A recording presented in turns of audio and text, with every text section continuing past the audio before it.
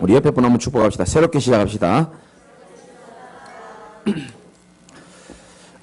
저와 여러분들 오늘도 예배의 최고 은혜 받으시기를 주님의 이름으로 축원드립니다. 제가 여러분들에게 말씀도 전하고 때로는 힘도 드리고 웃음도 드리고 깨달음도 드릴 수는 있지만 은혜는 하나님으로부터 위로부터 받는 겁니다. 그러면 그걸 누가 받느냐? 이사야 40장에 보면은 31절인가요? 오직 여호와를 앙망하는 자에게 하나님이 새 힘을 주신다 그랬습니다.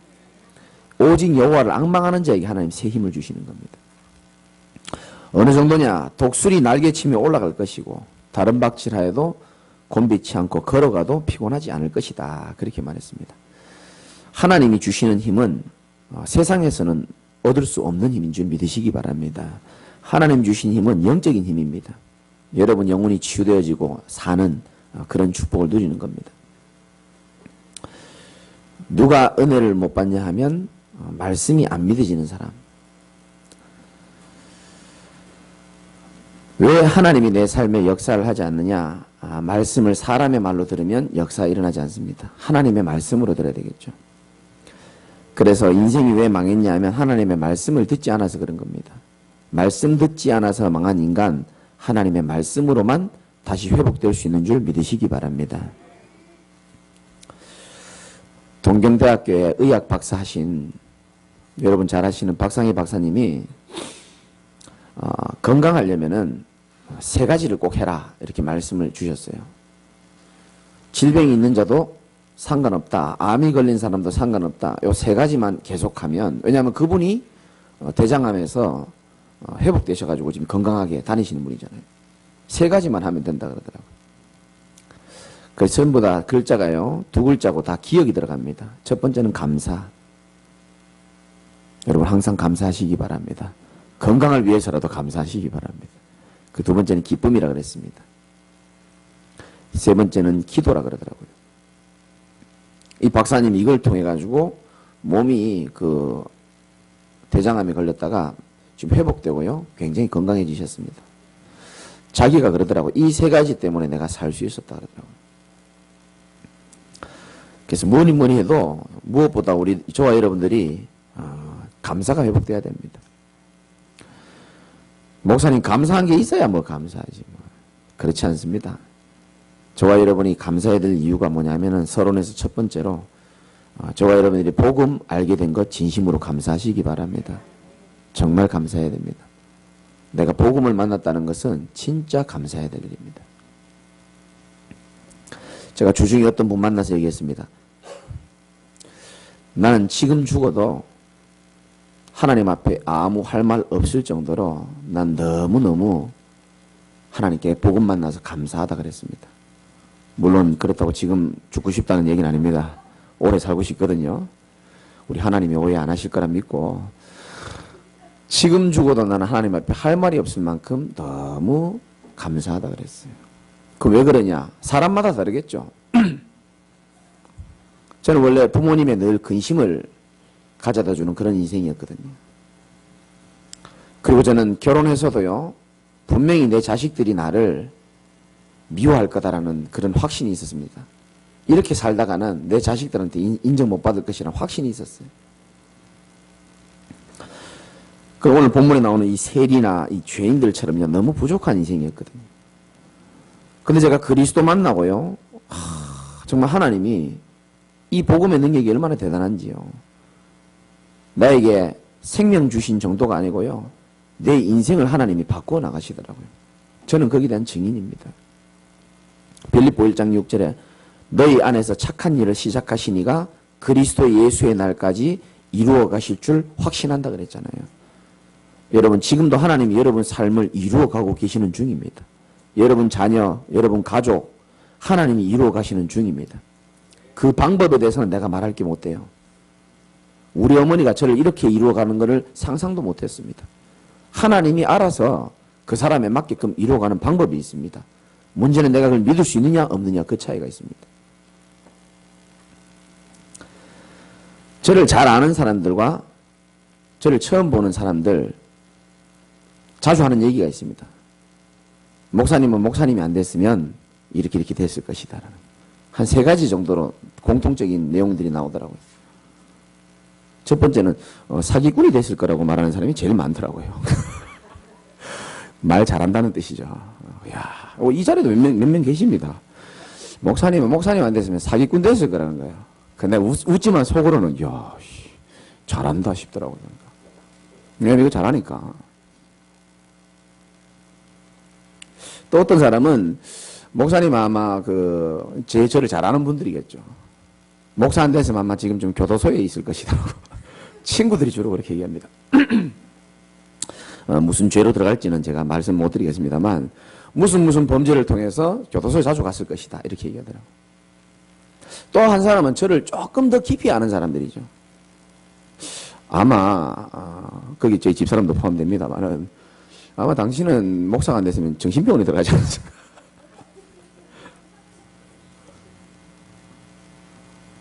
여러분 어떻게 생각할지 모르겠지만 저 좀 인정하거든요.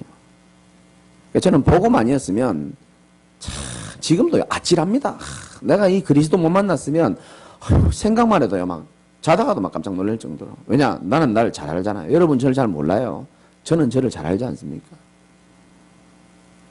요즘에 정신병원에 제가 사역하러 갈 일이 가끔 있는데 여러분 정신병이라는 게요 뭐 특정한 사람이 걸리는 게 아니고 영어로 보면 그 정신병의 뜻이 뭐냐면은 mental disorder라고 되어 있습니다.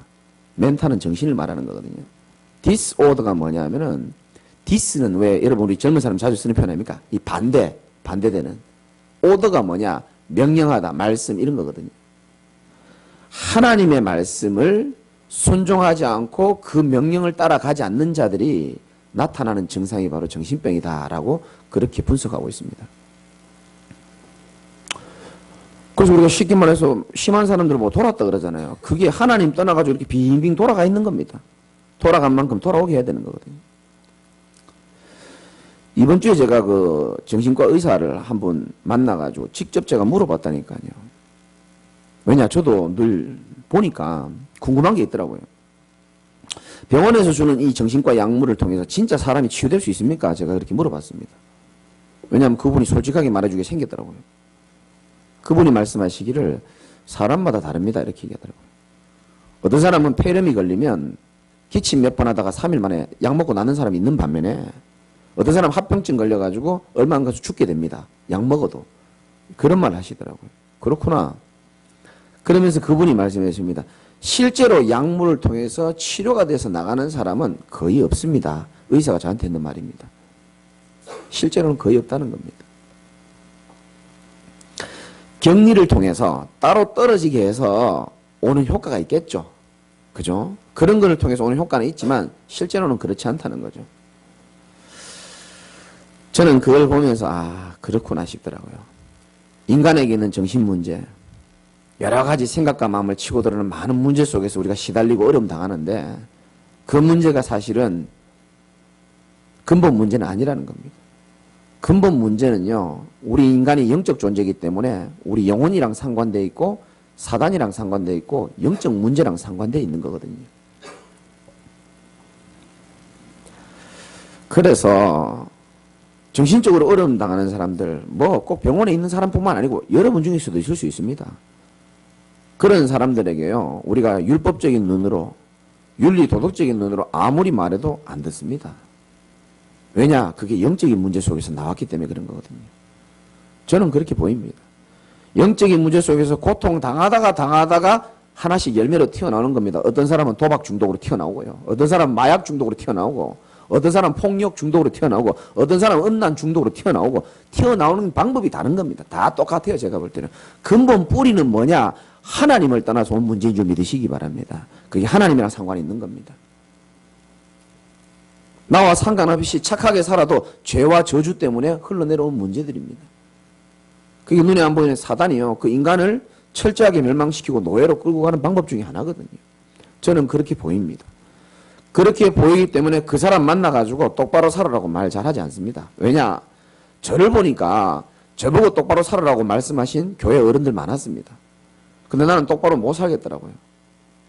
교회에서는 똑바로 사는 최선을 다해서 그런 척하죠. 성가대 가운 입고 찬양 은혜스럽게 드리고 이상하게도 찬양할 때 또 눈물도 나요. 인상 쓰면서 제 옛날 사진 보니까 전부 이걸 찍은 사진이 교회에서. 뭔가에 집중되어 있다는 거죠. 근데 그거 판례리고 그거 끝나고 교회 나가고 나면요. 성도들이 상상할 수 없는 짓을 하고 돌아다니거든요. 그게 제 모습이었습니다. 내 마음대로 안 돼요. 책을 봐도 안 되고요.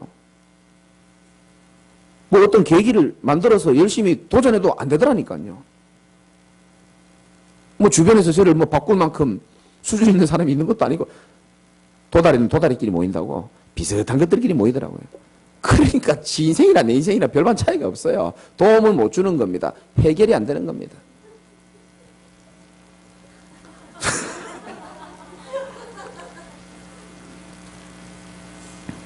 이게 지금요 제 얘기입니까? 저는 모든 인류의 문제라고 생각하거든요. 안 됩니다. 다 숨기고 있을 뿐입니다. 다 감추고 있을 뿐이라니까요. 안 된다니까요 이게.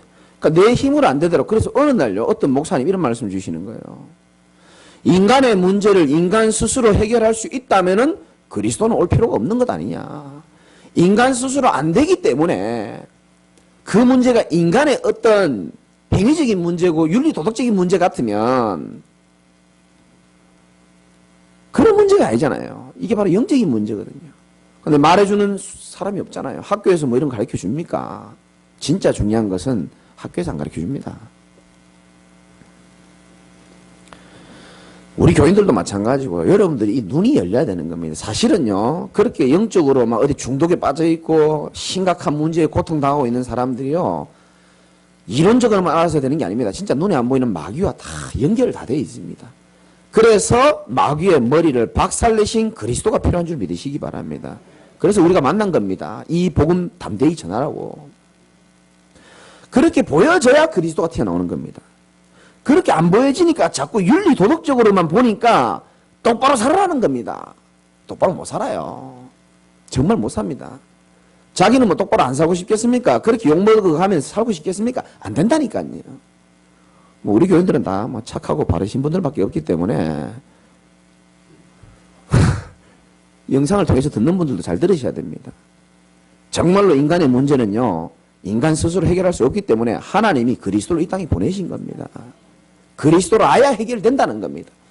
인간이 종교를 찾아가고 인간이 착하게 살고 인간이 철학을 연구하고 인간이 지식으로 하나님 만나보려고 그러고 인간이 과학을 가지고 하나님 만나보려고 인간에서 출발하는 모든 것은 인간의 죄 문제, 사단 문제, 하나님 떠난 문제 해결 못한다니까요.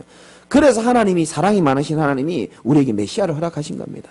그분을 메시아로 구세주로 믿는 자, 그리스도로 믿는 자에게 하나님의 자녀가 되는 권세를 주신다고 했거든요. 이 복음을 우리가 만난 겁니다. 복음 알게 된 것 진심으로 감사하시기 바랍니다. 여러분이 제자교에 계속 붙어 있으면요. 아, 목사님 말하는 게 이게 어마어마한 거구나. 계속 느끼게 될 겁니다. 계속 맛보게 될 겁니다. 왜 아멘 안 합니까? 딴 데 어디 갈 데 있습니까?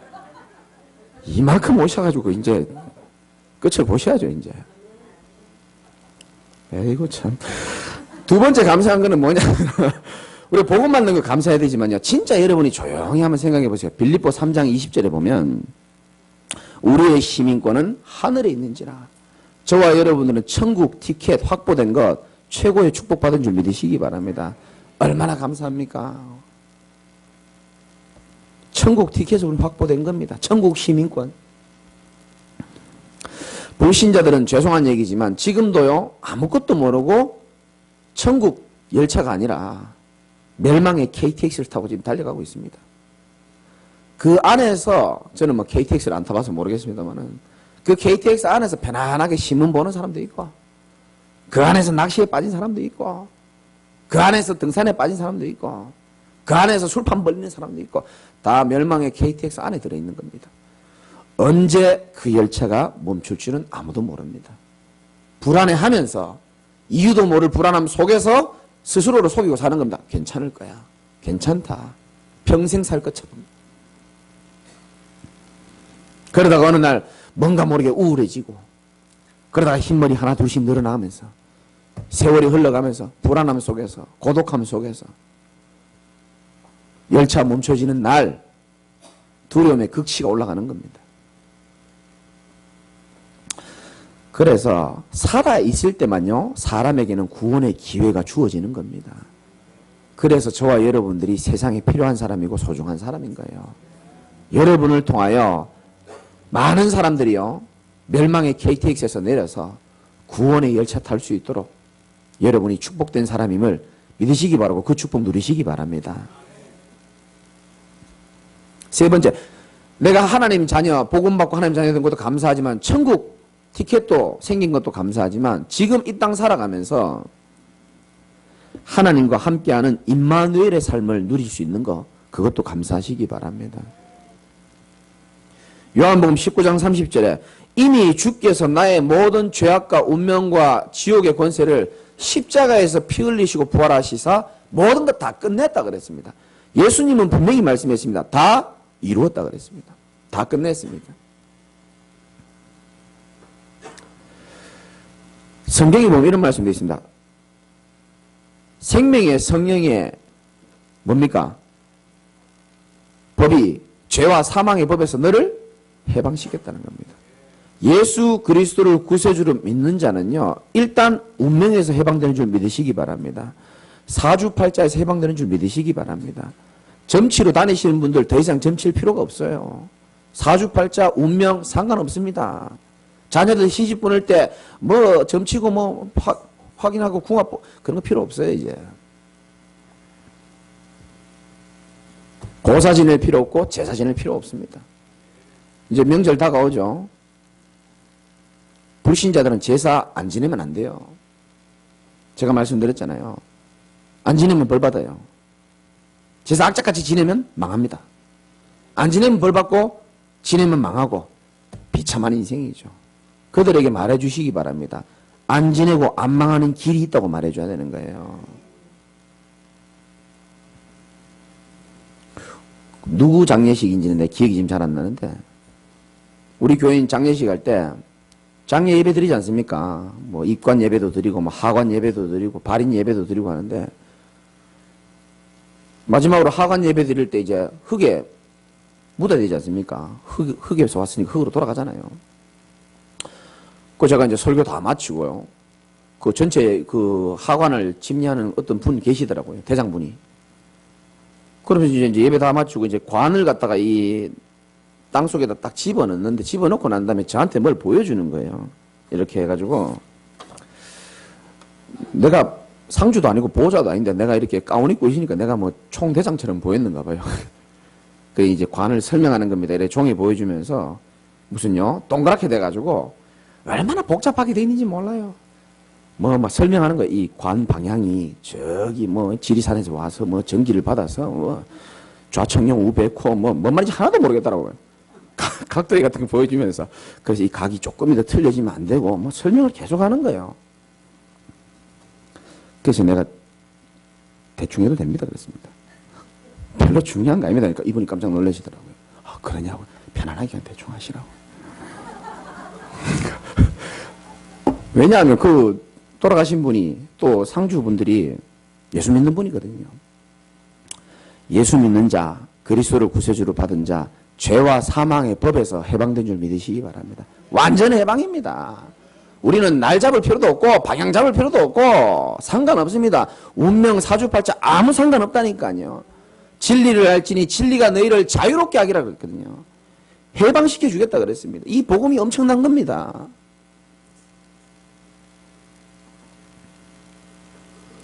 어떤 일이 있어도 괜찮아요. 왜냐? 살아계신 하나님이 내가 세상 끝날까지 너희와 항상 함께 있겠다고 약속하셨습니다.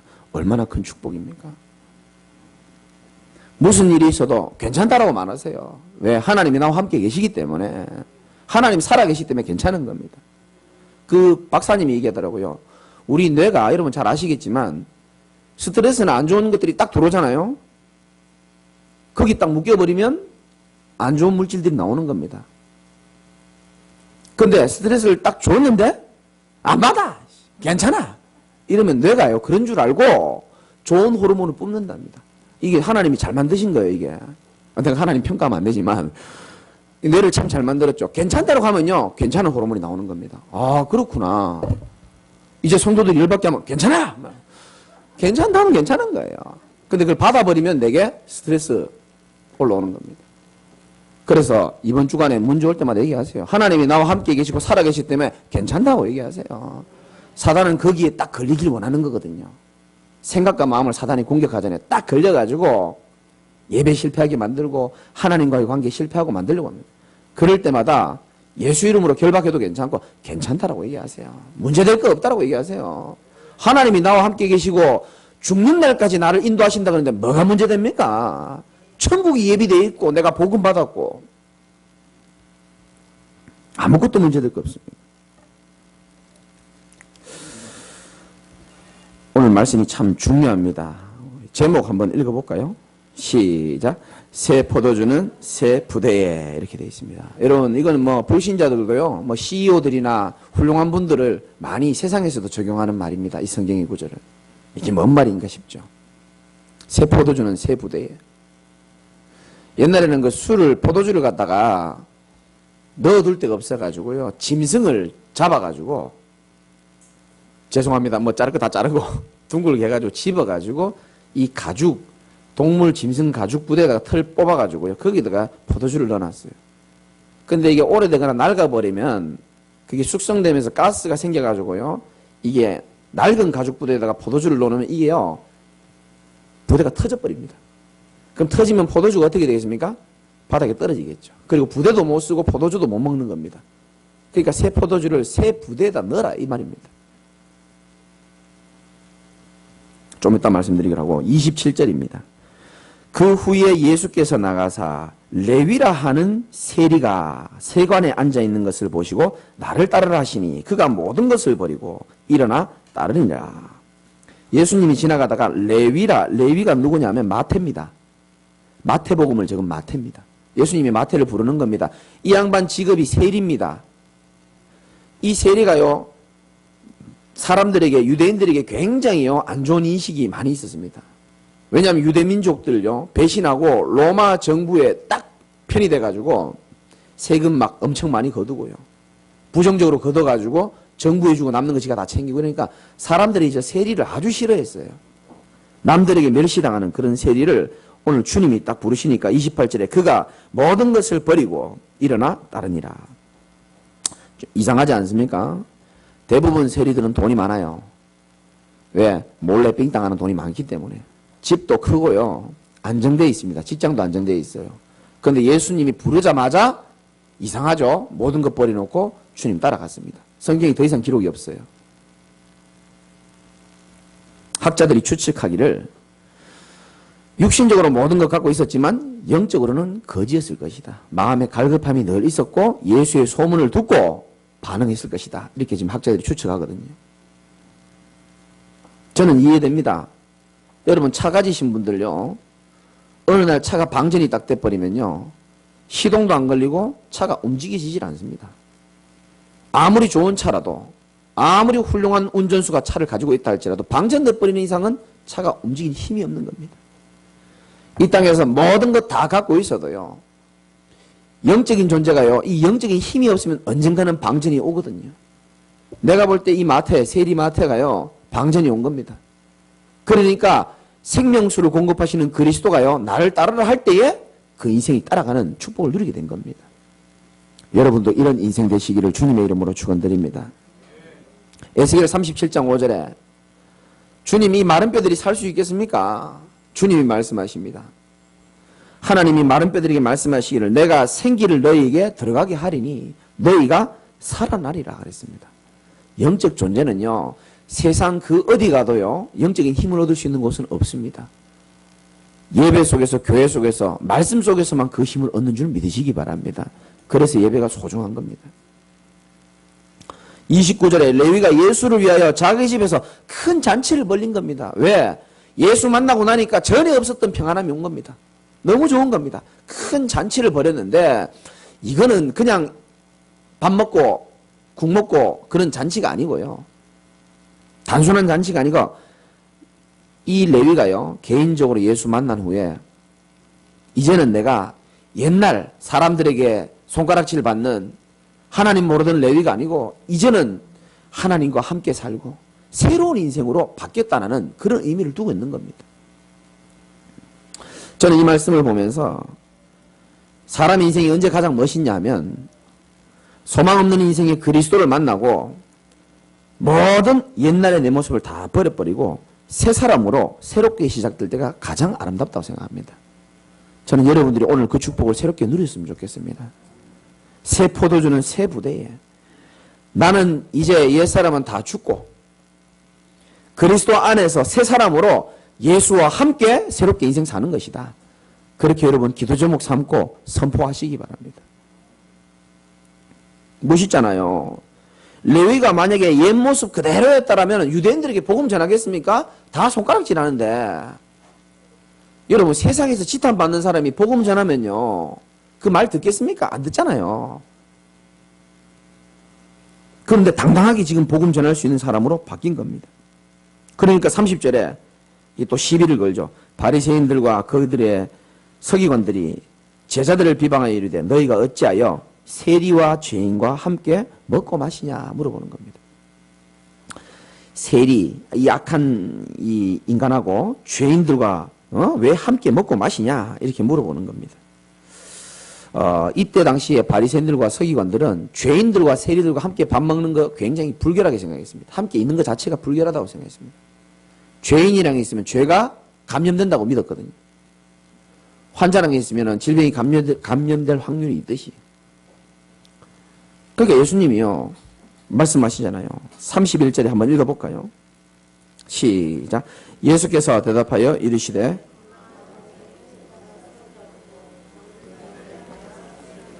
(32절도요) 내가 의인을 부르러 온 것이 아니요 죄인을 불러 회개시키러 왔노라. 아멘. 저는 이 말씀을 묵상하면서 모든 사람이 죄인을 가까이 하지 않으려고 하는데 환자를 가까이 하려고 하는데 예수 그리스도는 의사이기 때문에 환자에게 가까이 가는 거구나. 의사는 환자에게 가까이 갈 수밖에 없죠. 그러면서 말합니다. 예수께서 대답하시되 건강한 자에게는 의사가 쓸데없고 병든 자에게라 쓸데있나니. 지금 건강한 자는 누굴 말하는지 아세요?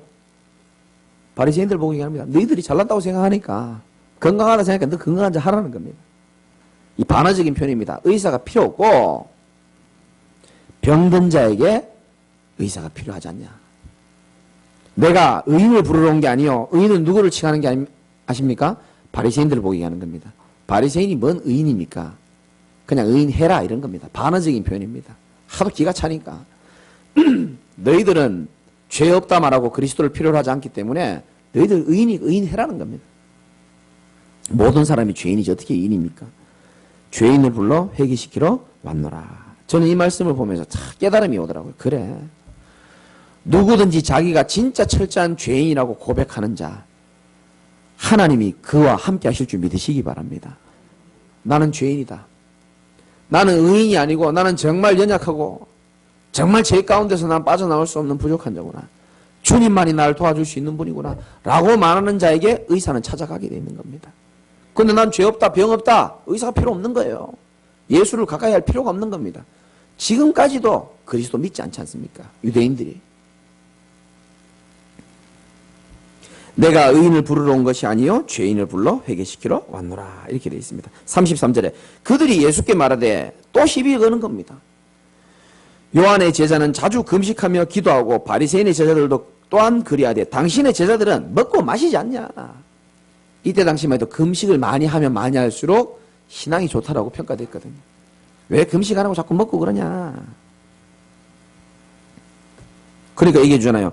예수께서 그들에게 이르시되 혼인집 손님들이 이 시대 때요 결혼식에서는 금식 안 하도록 되어 있거든요. 혼인집 손님들이 신랑과 함께 있을 때에 너희가 그 손님으로 금식하게 할 수 있냐. 그러나 그날에 이르러 그들이 신랑 빼앗기리니 그날에는 금식할 것이라. 예수님이랑 함께 있는데 뭘 금식합니까? 그러나 십자가 사건으로 주님을 빼앗길 때는 금식해야 될 필요가 있다. 여러분 마태복음 6장 16절에서 18절 보면 예수님이 금식에 대해서 정확하게 말하고 있습니다. 금식할 때 사람들 앞에 티내지 말라 그랬습니다. 슬픈 척 하지 말고 세수 좀 하고 머리 기름 좀 발라라. 예수님 그렇게 얘기합니다. 왜? 사람 앞에 보이려고 그런 거 하지 말라는 거예요. 은밀히 보시는 하나님 앞에 하라는 겁니다. 저는 그게 굉장한 메시지라고 생각합니다. 얼마나 외식하는 자들이 많은지 몰라요. 사람 앞이 보이려고. 그러니까 늘 포장하고 다녀야 되지 않습니까? 주님은 조금 우리가 무너지더라도 하나님 앞에 서기를 원하시는 겁니다. 연약한 모습 그대로 가지고 주 앞에 나아가는 겁니다. 주여 나는 죄인입니다. 주께서 나를 붙들어줘야 되는 그러한 연약한 인생입니다라고 고백하는 자에게 의사가 필요하고 그리스도가 필요한 겁니다. 제가 봤을 때는 전 세계에서 예수님이 비유를 제일 잘 드시는 것 같아요. 비유를 드십니다. 36절에 또 비유하여 이르시되 새 옷에서 한 조각을 찢어가지고 낡은 옷에 붙이는 자가 없지 않느냐. 만일 그렇게 하면 새 옷을 찢을 뿐이요 새 옷에서 찢은 조각이 낡은 것에 어울려요 안 어울려요? 어울리지 않지 않습니까? 이 양복에 새 옷을 탁 찢어가지고 낡은 옷에다가 갖다 붙인들 그 옷이 이쁩니까? 말도 안 되는 얘기죠. 마치 그 유목사님 그런 표현 하시더라고요. 리어카에 바퀴 만들려고 비행기 타이어 빼가지고 꼽아는 거랑 똑같다 그러더라고요. 야, 어떻게 그렇게 저런 생각을 하셨을까 싶더라고요. 그런 거 똑같은 거 말도 안 되는 짓이라는 겁니다. 새 포도주를 낡은 가죽 부대에 넣는 자가 없나니. 없죠. 왜? 터져버리니까. 만일 그렇게 하면 새 포도주가 부대를 터뜨려 포도주가 쏟아지고 부대도 못 쓰게 되리라. 둘 다 못 쓰게 된다는 겁니다. 이게 굉장히 중요한 말입니다. 그래서 38절 한번 읽어봅시다. 시작. 새 포도주는 새 부대에 넣어야 할 것이니라. 아멘. 새 포도주는 뭘 말하는지 아십니까? 예수 그리스도 복음을 말하는 줄 믿으시기 바랍니다. 생명을 말하는 겁니다. 이 엄청난 그리스도의 복음을 갖다가 저 율법주의자들, 자신의 틀이 강한 사람들 속에다 넣어버리면 이 생명력 있는 복음이 그때 감당을 못한다는 겁니다. 그 터져버리는 겁니다. 알아들으시겠습니까? 옛날 체질로 가득 찬 나.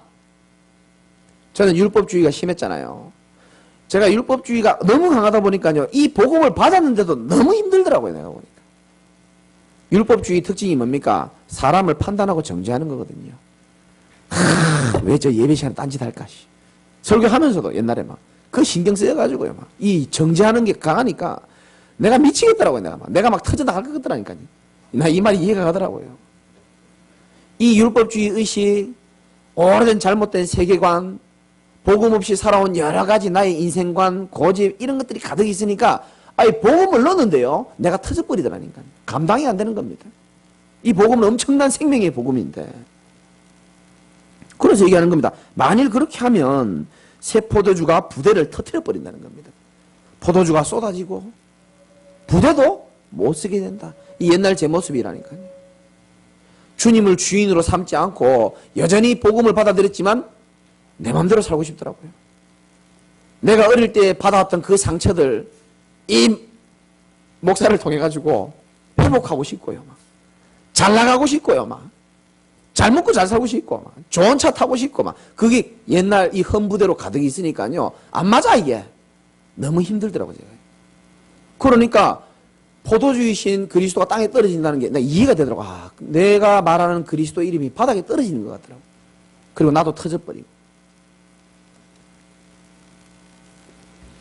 오늘 저와 여러분의 부대가 하나님 주신 말씀의 성취로 인하여서 새 부대로 바뀌어지시기를 주님의 이름으로 축원합니다.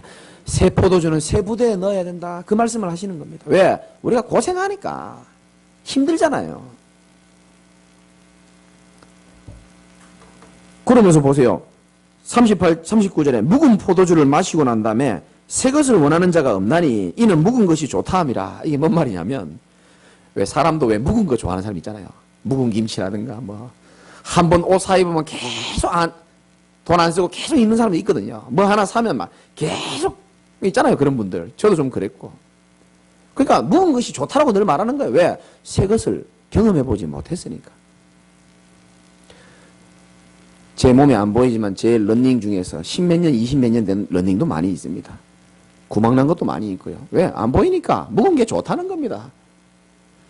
옷도 그렇고요. 제가 오래된 거 많이 입거든요. 근데 어느 날 이것도 사실 누가 사준 건데 누가 옷을 딱 사주니까요. 입어보니까 그걸 보니 괜찮더라고요. 뭐 사니까요. 그래 기분이 좋더만요. 나는 몰랐거든요. 잘 안 사니까. 아, 이래서 사람들이 열받을 때 백화점 가는구나. 근데 이해가 되어지더라고요. 새 거 입어보고 새 거 맛보니까 아, 새 게 좋다 싶더라고요. 근데 이 못 알아듣는 겁니다. 묵은 포도주를 마시고 새 것을 원하는 적 없다. 묵은 게 좋다는 겁니다. 옛날 게 좋다. 그리스도의 복음의 맛을 보면요. 아, 내가 가지고 있는 틀, 율법주의, 인본주의, 아, 이게 별로 필요한 게 아니구나. 더 좋은 복음의 축복이 있구나. 라는 것을 느끼게 되는 겁니다. 그 방법이 뭐냐? 저와 여러분들이 잘 안 되지만 예수 그리스도를 여러분 인생의 주인 삼기를 주님의 이름으로 축원드립니다. 제일 좋은 방법입니다. 내 인생 내가 이끌어가면요. 스트레스만 받습니다. 되지도 않고요. 나와 함께 계시고 나를 구원하신 그 하나님 앞에 모든 것 다 맡기고 그 다음 뭐 하면 됩니까? 여러분들은 은혜의 자리에 있기만 해도 여러분 응답받게 되어 있습니다. 하나님이 원하시는 그 자리에 있기만 해도요. 하나님이 말씀 주시고 그리고 여러분 삶을 말씀대로 이끌어 가시게 되어 있습니다. 그게 굉장히 중요한 겁니다. 새 포도주는 새 부대에 넣어라. 말씀의 결론을 드리겠습니다. 우리는 이제 새 포도주인 복음을 받았습니다. 모든 축복 다 받았으니까 두 가지 속지 않으면 됩니다. 첫 번째는 뭐냐?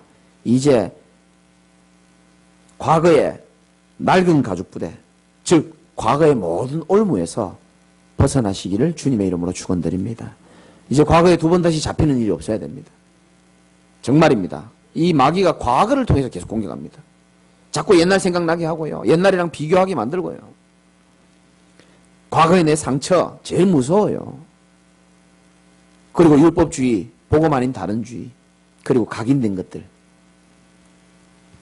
흠부대가 되어서 맨날 찢어지지 말고 이제는 하나님의 말씀에 의지하고 주님을 주인으로 삼고 새 부대가 되어서 제2의 인생 시작하는 축복이 있기를 주님의 이름으로 축원드립니다. 그리고 두 번째는 문제 여러분 속지 마세요. 여러분이요 한 10초, 20초만 믿음으로 한번 말씀 한번 들어보세요. 간혹 하나님이 우리를 외로운 곳으로 인도할 때 있습니다. 요셉처럼. 간혹 하나님이 억울한 곳으로 인도할 때도 있습니다. 요셉처럼. 간혹 하나님이 다윗처럼 사람 때문에 고난 가운데로 인도할 때도 있어요. 다윗이 그랬잖아요. 다윗처럼. 간혹요, 이 다니엘과 세 친구처럼 죽음의 위기 가운데로 인도할 때도 있습니다. 다니엘과 세 친구처럼. 그 이유는 아주 간단합니다. 답은 간단합니다. 하나님은 지금 생각하고 있는 나보다 훨씬 더 나은 나로 만들기 위해서 하나님이 그 일을 허락하시는 줄 믿으시기 바랍니다. 훨씬 더 나은 나를 하나님은 보여주시고자 하는 겁니다.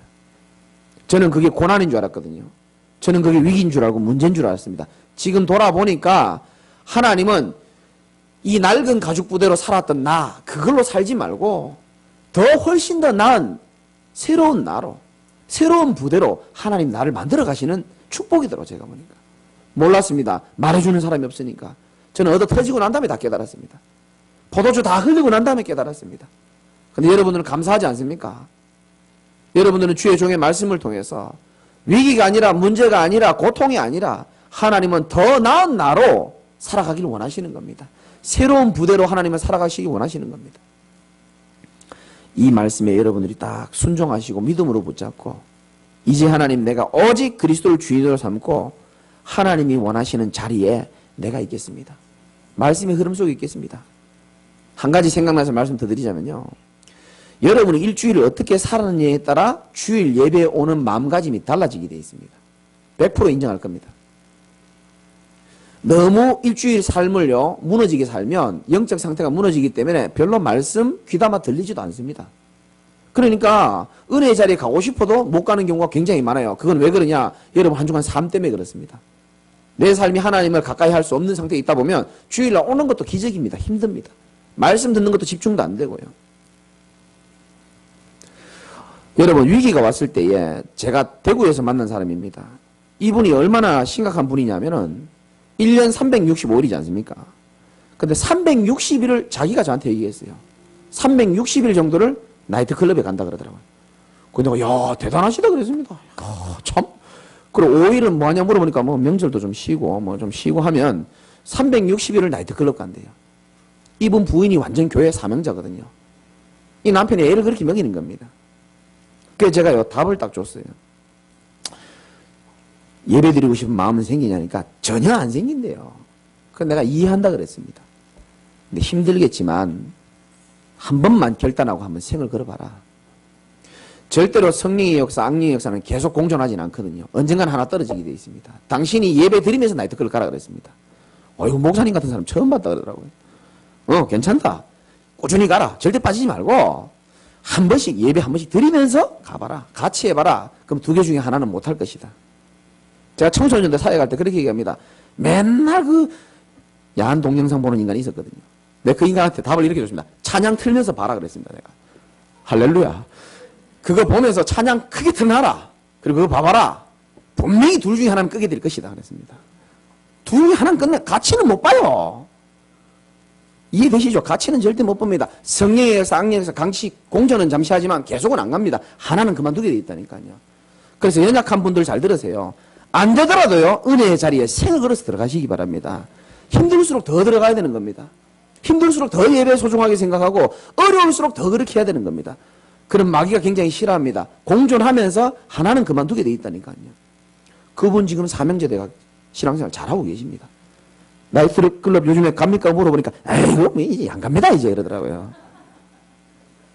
나이트클럽 가시는 분들 회개하시고, 새롭게 승리하시기를 주님의 이름으로 축원드립니다. 새 포도주는 새 부대입니다. 옆에 분 한번 축복합시다. 새 포도주는 새 부대에 응답 누리시기 바랍니다. 같이 한번 기도합시다.